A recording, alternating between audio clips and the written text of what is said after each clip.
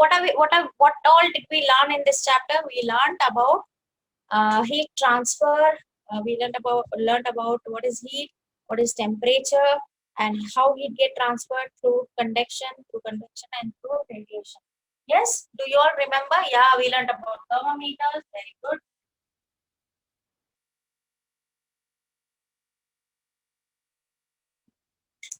Yes. Okay. Very good. Very good. So you all remember what we learned. Yes, we learned about sea breeze, land breeze when we were learning about convection. Uh, Then we learned about radiation in the last class, where we saw that radiation is the process of transfer of heat from a hot body to a cold body of heat rays. Okay, so there will be no presence of medium in between. There will be transfer of heat. And then we learned about absorbers and emitters of heat radiation. We saw that dark objects absorb more heat, whereas light objects reflect heat. Okay. Today we are going to learn about thermos flask. Thermos flask. Now we all have seen a thermos flask. A flask is called a thermos flask. Okay. Thermos flask. Thermos flask is a very good example of a container in which all the three modes of heat transfer. What are the three modes of heat transfer?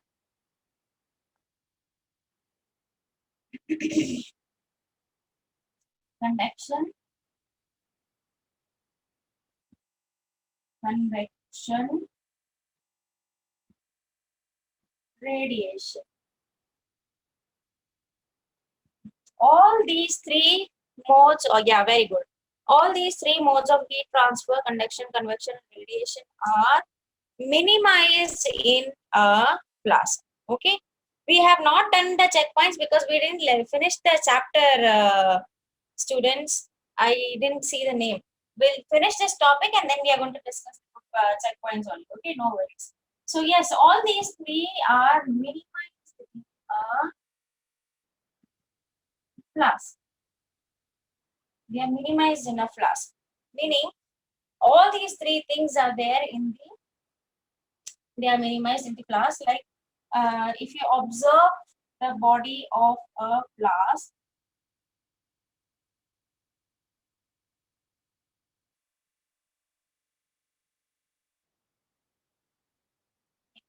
I'm drawing a basic flask. Okay, and the body of a flask, you will see that the outer covering of the flask is made up of an insulating material. So outer covering here, this lid will be made up of an insulating material.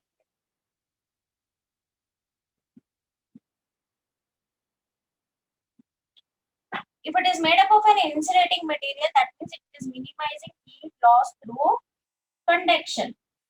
So it is minimizing heat loss by conduction. Then the inner jar is made up of glass. It will have a stainless steel, either glass or stainless steel, any option. Okay, so the inner jar, mostly it is stainless steel. The inner jar, which is made up of stainless steel, here there will be vacuum which will be present between the outer jar and the inner jar. So there will be vacuum present, and this vacuum will prevent the heat loss due to convection. Okay, this will prevent the heat loss due to convection. So we have vacuum here.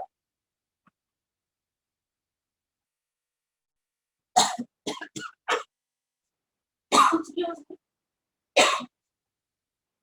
What happened? Yes. Then the third thing is the outer surface of the flask, which is generally silver in color. Yes, generally, video is blur. One second.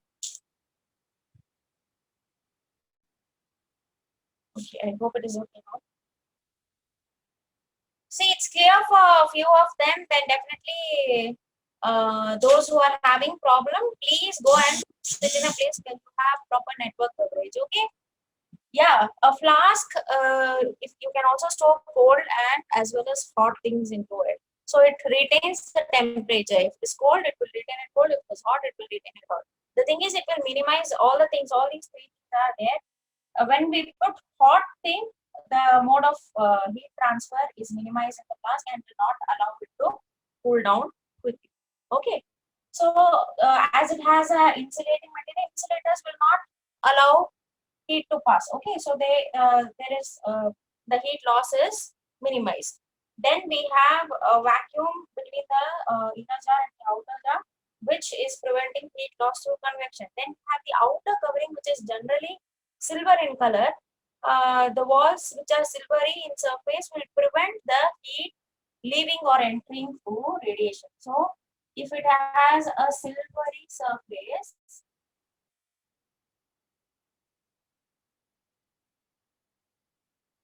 it will prevent heat loss. It will prevent heat loss.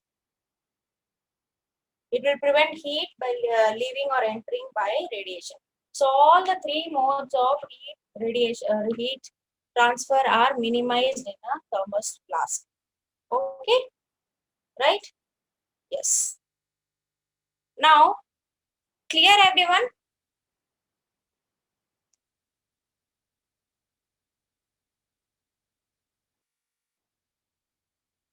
Okay. Now I'll rub the board. This I have already sent in the PPT, so you can go through that slide also. You will get a clear idea.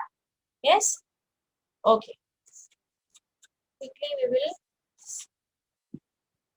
move on to the next.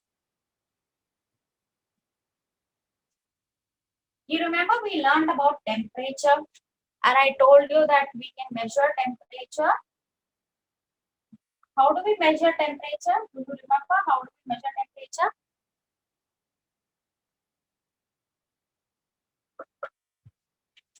What is the common temperature scale? Okay, thermometer. But how do you mention it? How do you tell that this is the temperature? In Celsius and Fahrenheit. Very good, very good. So for measuring temperature, most common scale is Celsius scale, and the other one is Fahrenheit scale. Okay, Celsius and Fahrenheit.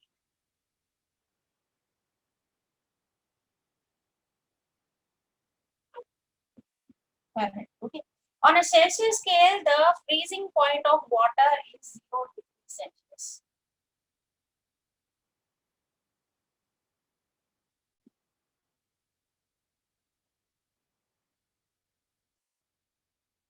Right? And the boiling point of water is 100 degrees Celsius.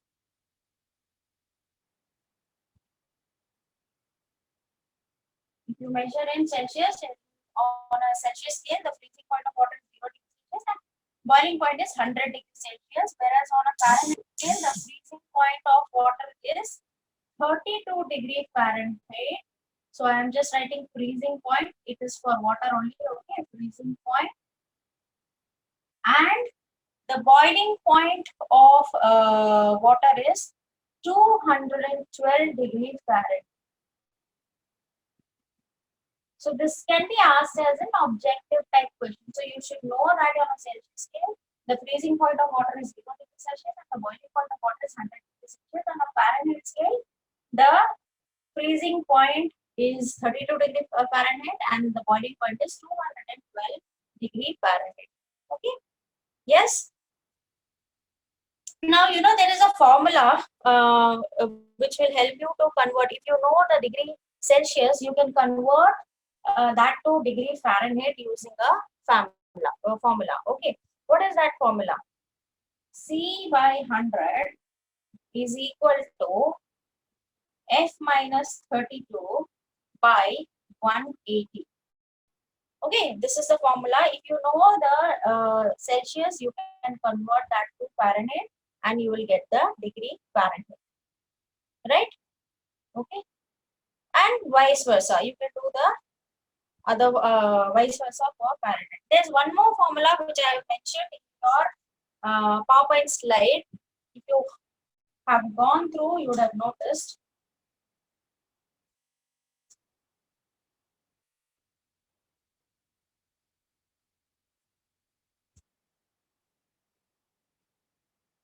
One more formula is if you have the Fahrenheit, you can calculate it.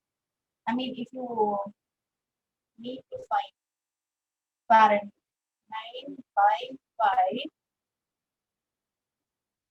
plus 30. Okay, and for Celsius, it is 5 by 9 Fahrenheit minus 30.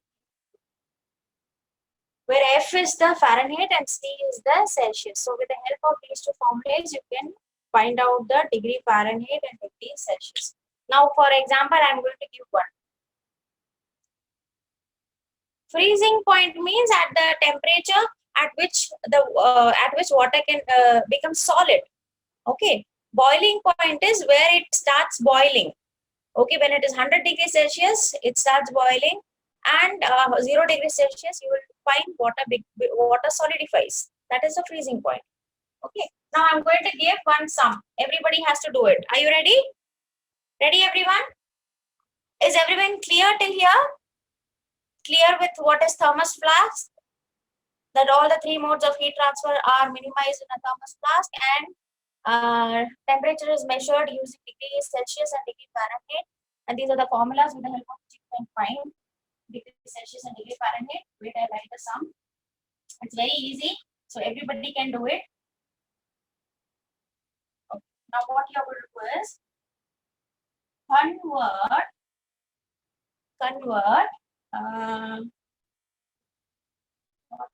degree Celsius to Fahrenheit. Convert 40 degrees Celsius to degree Fahrenheit.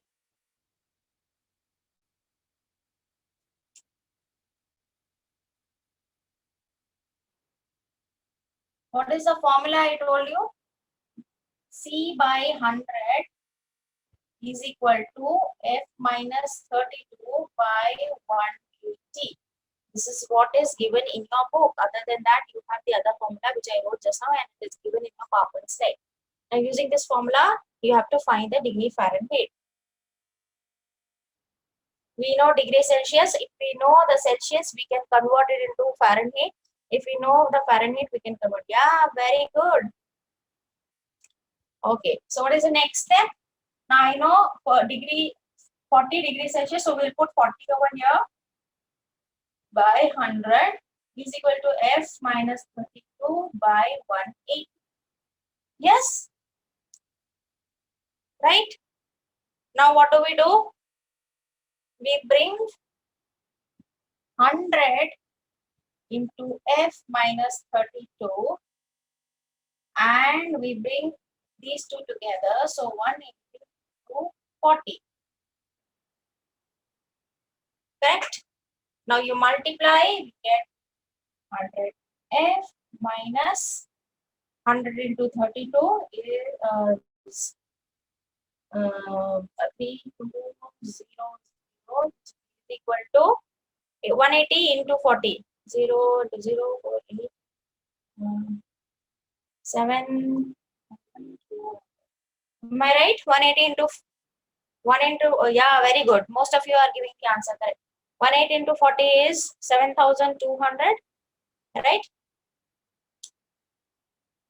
Now we bring 100 F is equal to minus when goes here to the right hand side becomes plus.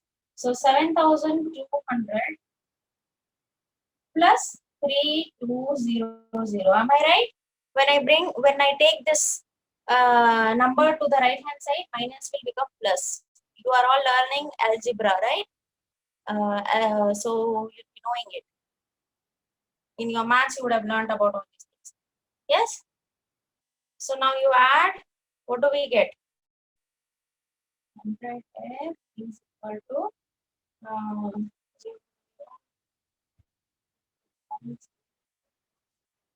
yes, 10400. Now bring it here. F is equal to 10400 divided by 100. If you divide, you strike off these two zeros. Now F is equal to 104 degree. So the answer is 40 degrees Celsius is equal to 104 degrees Fahrenheit. Correct?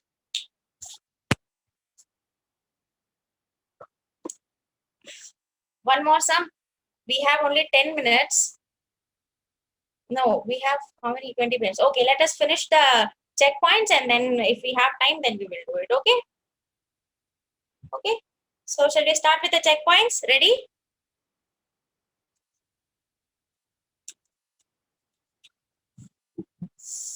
So I'll give you such kind of sum in the exam also. So you will have to use the formula and do it. This is going to be easy only. Okay? So if I give it in the exam, everybody will be able to do it now.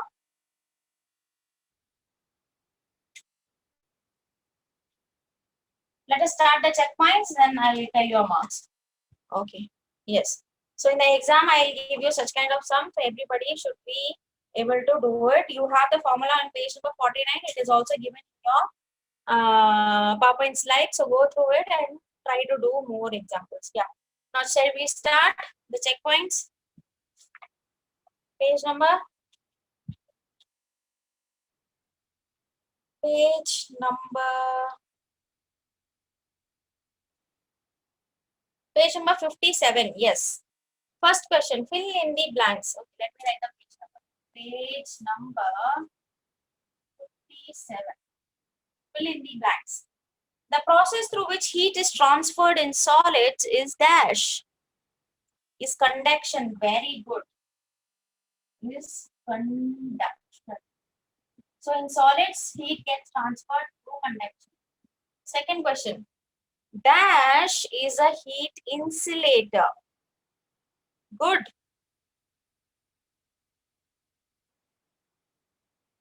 You can write anything. You can write air, you can write water, wood, rubber. Yes, good. So we will write air, or we can write water, we can write wood, rubber, anything. Your choice. Third question. The best conductor of heat is. The best conductor of heat is. Yeah, very good. Thermometer, very good. Thermometer, sorry, mercury used in thermometers. See, mercury is a very good conductor of heat. That is what is used in thermometers. So we can write mercury. Very good. Mercury, you can write copper, you can write iron. Okay. Fourth one. Heat from the sun reaches the earth by the process of dash. How does heat reach the sun, reach the earth from the sun through the process of radiation? Radiation. Through the process of radiation. Good, very good.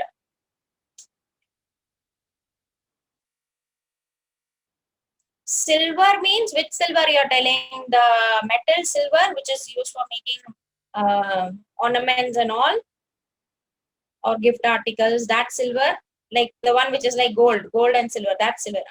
Yeah, we can melt it. That is what it is made into different shapes. No, it is made into idols. It is made into spoons, glass, tumblers, plates. Because we can melt it. Gold, we can melt it. Okay, then only they will design it to the design we want. Okay. So this is over. Shall I rub it? We'll move on to the next one. Yes, it is heated, then it melts, and then we get the ornaments.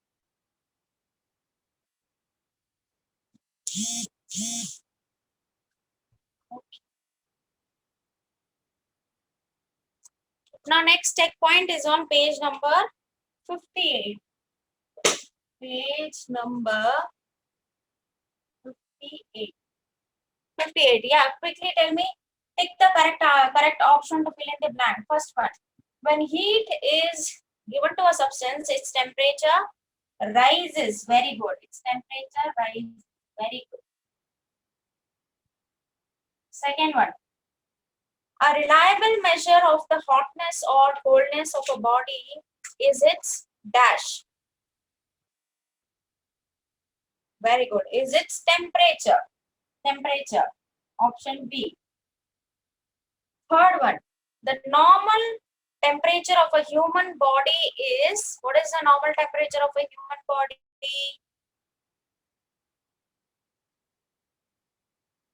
D. It is not 37°F. Don't get confused. Look at the options correctly.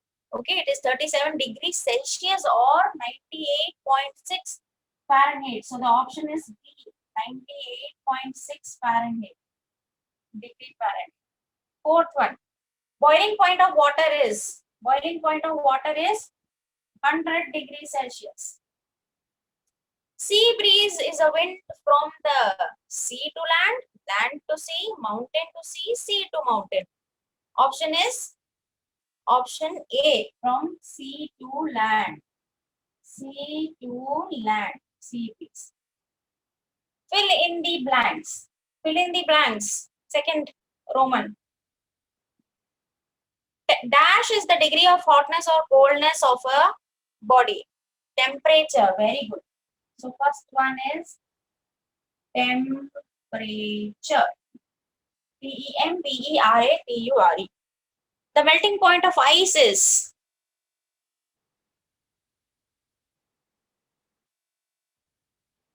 0°. Very good. As soon as you bring it, it starts melting.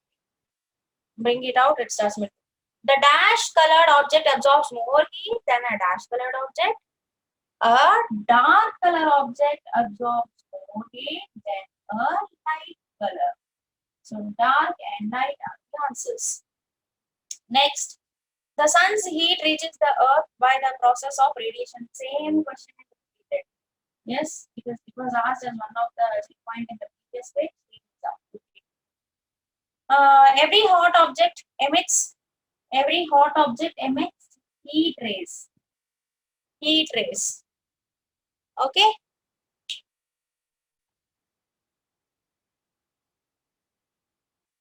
Very good. Right, true or false? Tell me. A cold metal spoon dipped in a cup of hot tea gets heated by convection. By convection? By conduction. So it is false. First one is false. How is it true? It is false. In vacuum, heat is transferred by radiation. True. Air is a very good insulator of heat.